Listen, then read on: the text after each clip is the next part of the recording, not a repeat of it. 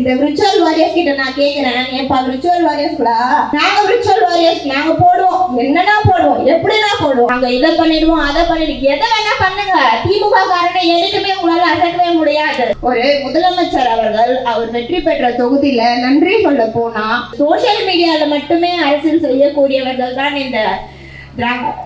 இந்த தற்கொலை கூட்டங்கள் என்று சொல்லலாம்.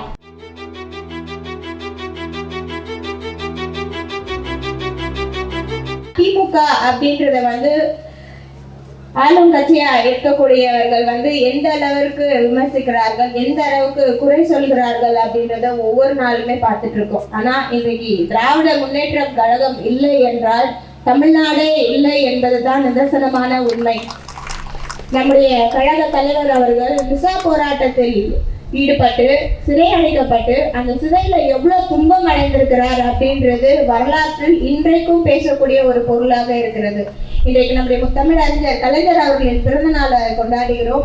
முத்தமிழ் அறிஞர் கலைஞர் அவர்கள் இல்லை என்றால் தமிழ்நாட்டில் தமிழ் என்ற ஒரு மொழிக்கு, இனத்திற்கு, இங்கு தமிழ் இருக்கக்கூடிய ஒவ்வொரு தனி நபருக்கும் சுயமரியாதை என்பது இல்லாமல் போயிருக்கும். இன்றைக்கும் இந்தி திணிப்பு நம்ம தமிழ்நாட்டில் இருக்கு. ஆனா இன்றைக்கும் இந்த இந்தி திணிப்பை எதிர்க்கக்கூடியவர்கள் திமுக காரர்கள் தான். மாண்புமிகு தமிழ்நாடு முதலமைச்சர் அவர்கள் ஆட்சி பொறுப்பில் கடந்த முறை ஏற்ற பொழுது, இன்றைக்கு கழக தலைவராக இருக்கும் பொழுதும் சரி, ஆட்சியில் இருந்தால் துறை சார்ந்த ஒவ்வொரு துறை சார்ந்த ஒரு முன்னெடுப்புகளை ஏற்பார்கள். எதிர்கட்சியில் இருந்தால் கழகத்தின் சார்பாக கொள்கையில் எழுதப்பட்டு இருப்பார்கள். இன்றைக்கு முத்தமிழறிஞர் கலைஞர் அவர்களை நினைவு கூறும் வகையில் இந்த பிறந்தநாள் நிகழ்ச்சி கொண்டாடப்படுகிறது. முத்தமிழறிஞர் கலைஞர் அவர்களால் மட்டும்தான் இன்னைக்கு ஐடி செக்டர் அப்படின்னா என்ன அப்படின்றது இந்த தமிழ்நாட்டில் இந்த தொழில்நுட்பம் முன்னேறி இருக்கிறது. இன்றைக்கு அமைச்சராக இருக்கக்கூடியவர்கள் ஒரு ரீல்ஸ் போட்டு ஒரு இன்வைட் போடுறாங்க. அந்த ரீல்ஸ் அப்படின்றது எந்த வகையில எத்தனை தொழிலாளர்கள் ஈர்க்கும் அப்படின்றது தெரியல. இதற்கு முன்னாடி முத்தமிழறிஞர் கலைஞர் ஐயா இருந்த பொழுது சொல்லை செயலாக்கி எவ்வளோ நபர்கள் இளைஞர்களுக்கு வேலை வாய்ப்பை அளித்தவர் நம்முடைய முத்தமிழறிஞர் கலைஞர். ஆனா இன்றைக்கு தமிழ்நாட்டில் ரீல்ஸ்க்கோ ரியாலிட்டிக்கோ வித்தியாசம் தெரியாத ஒரு தமிழக அரசு எடுத்து செல்கிறார்கள். அதே போல இன்றைக்கு ஆகாஷ் அவர்கள் பேசும்போது குறிப்பிட்டிருந்தார்கள், இதெல்லாமே திமுக செய்த திட்டங்கள், இதை நீங்க செஞ்சிருக்கீங்க அப்படின்னு.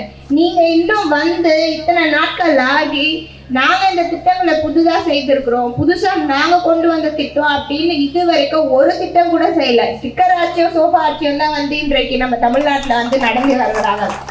ஆனா அது ஒரு நாளும் அவர்கள் ஒப்புக்கொள்ளாமல் இன்றைக்கும் திமுக தான் காரணம், திமுக தான் எங்களை இந்த மாதிரி பண்றாங்க, திமுக தான் எங்களை அந்த மாதிரி பண்றாங்க. சரி, ஆட்சிக்கு வர்றதுக்கு முன்னாடி நீங்க இந்த மாதிரிலாம் பேசுனீங்க, பொதுக்கூட்டத்துல பேசுனீங்க. அவங்க கட்சி தலைவராக இருக்கக்கூடியவர், இன்னைக்கு முதலமைச்சரா இருக்கக்கூடியவர், அவரே மேடையில பேசும்பொழுதெல்லாம் தீய சக்தி, அந்த சக்தி, இந்த சக்தின்றாரு. சரி, நீங்க வீட்டுல ஸ்கிரிப்ட் படிச்சுட்டு வரீங்க, படிச்சுட்டு வர ஸ்கிரிப்ட கார்ல டிராவல் பண்ணும்போது கூட ஒரு 5 வாட்டி படிச்சிருக்கலாம்ல, மறந்துருச்சு. ஒரு 2 நிமிஷம் பாக்குறாரு, பார்த்துட்டு சரி ஓகே திருப்பி எடுத்து பார்ப்போம் என்ன அது அப்படின்னு. ஒரு முதலமைச்சர் அவர்கள் அவர் வெற்றி பெற்ற தொகுதியில நன்றி சொல்ல போனா அந்த இடத்துல பொதுமக்கள் அவர்களுக்கு வாக்களித்ததுக்காக நன்றி சொல்லிட்டு அந்த பொதுமக்களுக்கு என்ன திட்டங்களை செய்ய போறோம் அப்படின்றத எடுத்து வைக்கக்கூடியதான் ஒரு நல்ல தலைவரும் ஒரு நல்ல முதலமைச்சரும். இதே நம்முடைய திராவிட முன்னேற்ற கழகத்தின் தலைவர் அவர்கள் கொளத்தூர் தொகுதியில் போலிங் முடிஞ்சு எலெக்ஷன் டேட்டு ரிசல்ட் வந்த மறுநாளே கொளத்தூர் தொகுதியில நன்றி சொல்ல போனாங்க. ஆனா எந்த ஒரு விமர்சனமோ எந்த ஒரு எதுவுமே வைக்காம பொதுமக்களை பார்த்து நன்றி மட்டுமே தெரிவித்து வந்தவர் நம்முடைய கழக தலைவர் அவர்கள். அரசியல் நாகரிகமே என்ன என்று தெரியாமல், அரசியல் எப்படி செய்யணும் என்று தெரியாமல் இன்றைக்கு தமிழ்நாட்டில் உட்கார்ந்து சோசியல் மீடியால மட்டுமே அரசியல் செய்யக்கூடியவர்கள் தான் இந்த தற்கொலை கூட்டங்கள் என்று சொல்லலாம். இன்றைக்கு பார்த்தீங்கன்னா விர்ச்சுவல் வாரியர்ஸ் அப்படின்னு சொல்றாங்க. அவர் முதலமைச்சர் அவர்கள் பேசும்போது சொல்றாரு, இந்த விர்ச்சுவல் வாரியர்ஸ் தான் எங்களுக்கு எல்லாமே அப்படின்னு சொல்லிட்டு. இந்த விர்ச்சுவல் வாரியர்ஸ் கிட்ட நான் கேட்கிறேன், ஏப்பா விர்ச்சுவல் வாரியர்ஸ்களா, உங்களுக்கு மண்டையில எதனா இருக்குதா? ஒரு கண்டென்ட் போடுறீங்க, போடுற கண்டென்ட் எது உண்மை, எது பொய், எது போடணும், எது எல்லாம் கிடையாது. நாங்க விர்ச்சுவல் வாரியர்ஸ் நாங்க போடுவோம், என்னன்னா போடுவோம், எப்படின்னா போடுவோம். என்ன பண்றீங்க அப்போ? இந்த விர்ச்சுவல் வாரியர்ஸ் வச்சு தமிழகத்துல இது ஒன்றும் திரையில வர படம் கிடையாது. 3 hour வந்து பார்த்துட்டு கை தட்டிட்டு வெளியில வந்துட்டு ரெவ்யூ பண்ணிட்டு படம் நல்லா இருந்தது, இவங்க நல்லா நடிச்சிருந்தாங்க, அவங்க நல்லா நடிச்சிருந்தாங்க. இது தமிழ்நாடு ஒவ்வொரு மக்களுடைய வாழ்வாதாரம், வாழ்க்கை, அதே போல இருக்கக்கூடிய முன்னேற்றங்கள். இதுல வந்து நீங்க விர்ச்சுவல் வாரியர்ஸ் சோசியல் மீடியால உட்காந்து என்ன பண்றீங்க? இது வரைக்கும் அவங்க வெற்றி பெற்று ஒவ்வொரு தொகுதியில இருக்கக்கூடிய எம்எல்ஏக்கள் எத்தனை பேர் பொதுமக்களை பார்த்து அவங்க கோரிக்கைகள் என்னன்னு கேட்டிருப்பாங்க, என்ன திட்டங்கள் கொண்டு வந்திருப்பாங்க? இது வரைக்கும் அமைச்சர்கள் அவர்கள் வந்து துறை சார்ந்த ரீதியாக வந்து போய் வந்து ஆய்வு கூட்டங்கள் மேற்கொள்றாங்க, துறை சார்ந்து மீட்டிங் போடுறாங்க. அதை தாண்டி நீங்க ஒரு கட்சி அமைப்பு சார்பா பொதுமக்களை எந்த இடத்துல பார்த்திருக்கீங்க? பொதுமக்கள் கிட்ட எந்த இடத்துல பேசிருக்கீங்க? அவங்க கோரிக்கைகள் என்னன்னு கேட்டிருக்கீங்க? ஆட்சி அமைக்கிறதுக்கு முன்னாடி திமுக இந்த மாதிரி பண்ணிட்டாங்க, நாங்க அப்படி இருக்க மாட்டோம், நாங்க இந்த மாதிரி இருப்போம், நாங்க நேரடியா வந்து களத்தை பணியாற்றுவோம். எந்த இடத்துல நீங்க இது வரைக்கும் நீங்க களத்துல பணியாற்றி இந்த திட்டங்கள் வந்து ஒரு சின்ன ஒரு பம்பு சொல்லுங்க, எங்களுக்கு வந்து இந்த இடத்துல பொதுமக்கள் வந்து பம்பு கேட்டாங்க, நாங்க வந்து துறை சார்பா வந்து இந்த இடத்துல பொதுமக்கள் பம்பு போட்டு கொடுத்தோம் அப்படின்னு. அதுவே எதுவே பண்ணல. ஒவ்வொரு துறையிலையும் ஒவ்வொரு அமைச்சர்கள் இருக்கிறாங்க. அந்த அமைச்சருக்கு பதிலாக வந்து யாரும் போயிட்டு வந்து கோர்ட்லாம் போட்டுட்டு இன்ஸ்பெக்ஷன் பண்றாங்க. இது எந்த நாட்டுல நடக்கும்? எந்த நடைமுறையில நடக்கும்? இது வரைக்கும் திமுக கடந்த 5 ஆண்டு காலம் ஆட்சியில இருந்தாங்க. இந்த 5 ஆண்டு காலம் ஆட்சியில வந்து துறை சார்ந்த அமைச்சர்கள் தவிர்த்து வேற யாராவது ஆய்வுகள் மேற்கொண்டிருப்பார்களா? வேற யாராவது பிரஸ் மீட் பண்ணிருப்பாங்களா? எந்த ஒரு பொறுப்பா இருந்தாலும் சரி, அது பாசிட்டிவோ நெகட்டிவோ அந்த துறை சார்ந்த அமைச்சர் தானே அதை பார்த்தாங்க, அதை பத்தி பேசினாங்க. இன்னைக்கு ஒரு மருத்துவமனையில வந்து அவங்க அணியில இருக்காங்கன்னு கோட் போட்டுட்டு போய் பாக்குறாங்க, அது எந்த வகையில சரி? அதுக்கப்புறம் அதுக்கு ஒரு எக்ஸ்பிளனேஷன், அதுக்குள்ள அந்த விர்ச்சுவல் வாரியர்ஸ் எல்லாம் வந்துருவாங்க உடனே சோசியல் மீடியால ஃபைட் பண்றதுக்கு.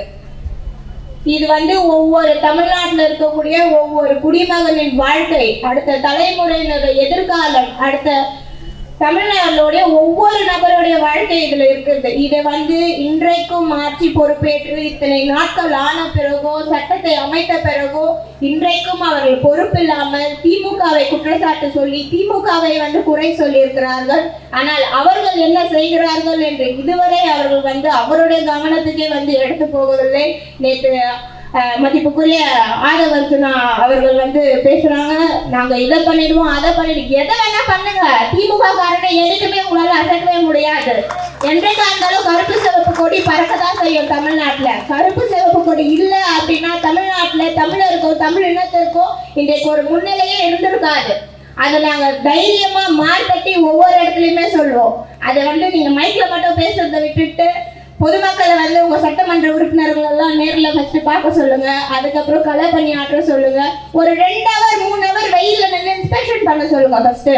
அதுவே இன்னும் யாருமே பண்ணல, எதுவுமே பண்ணல. சும்மா திமுகவை குறை சொல்றது, இல்லைன்னா விர்ச்சுவல் வாரியர்ஸை விட்டு எல்லாரையும் அட்டாக் பண்றது. ஃபர்ஸ்ட் இந்த விர்ச்சுவல் வாரியர்ஸ் எல்லாம் வெளியில இருந்து எடுத்துட்டு வந்து அவங்க எல்லாரும் களை பணியாற்ற சொல்லுங்க. சோசியல் மீடியானால இது எதுவுமே ஆக போறதில்ல. நம்ம பொதுமக்களும் வந்து நிறைய பாக்குறீங்க, இன்ஸ்டாகிராம், ஃபேஸ்புக், ட்விட்டரு, இதுலயும் நிறைய பேர் வந்து நிறைய ஃபாலோ பண்றீங்க, போஸ்ட் போடுறீங்க, இது எல்லாமே ஓகே. அட்லாஸ்ட் என்ன நம்மளுக்கு முக்கியமானது? பொதுமக்களோட நலமும், பொதுமக்களோட பாதுகாப்பும், பொதுமக்களோட முன்னேற்றமும், இது 3 தான் நம்மளுக்கு ரொம்ப முக்கியம். இந்த 3மே வந்து இது வரைக்கும் இந்த ஆட்சி அமைத்திருக்கக்கூடியவர்கள் எந்த ஒரு முன்னெடுப்பும் எடுக்கவில்லை என்பதுதான் நிதர்சனமான உண்மை. கடந்த 5 ஆண்டு காலங்களில் எவ்வளோ திட்டங்கள் கொண்டு வரப்பட்டிருந்தது, எவ்வளோ திட்டங்கள் வந்து செயல்படுத்தப்பட்டிருந்தது. இன்றைக்கு பார்த்தீங்கன்னா இந்த திருவிக நகர் தொகுதிக்கு உட்பட்டு இங்க இருக்கவங்க வந்து சொல்றாங்க திருவிக நகர்ல ஒண்ணுமே பண்ணல அப்படின்ட்டுன்னு. அப்படி இருந்தா அவங்களுக்கு தான் ஒண்ணுமே தெரியல அப்படின்றது அர்த்தம்னு நினைக்கிறேன். பூனை கண்ணை மூடினா உலகமே இருந்துருச்சுன்னு சொல்லுவாங்க. அந்த மாதிரி அவங்க கண்ணு மூடி இருக்கு போல. கொஞ்சம் கண்ணை திறந்து ரோட்ல வந்து எவ்வளவு திட்டங்கள் இருக்கு, எத்தனை இடத்துல வந்து இலக்குகள் வந்து பளிச்சுன்னு இருக்கு, எந்தெந்த இடத்துல எல்லாம் பொதுமக்கள் பயன்பெற்று இருக்கிறாங்க அப்படின்றத வெளியில வந்து கொஞ்சம் பார்க்குமாறு கேட்டுக்கொண்டு விடைபெறுகிறேன். நன்றி.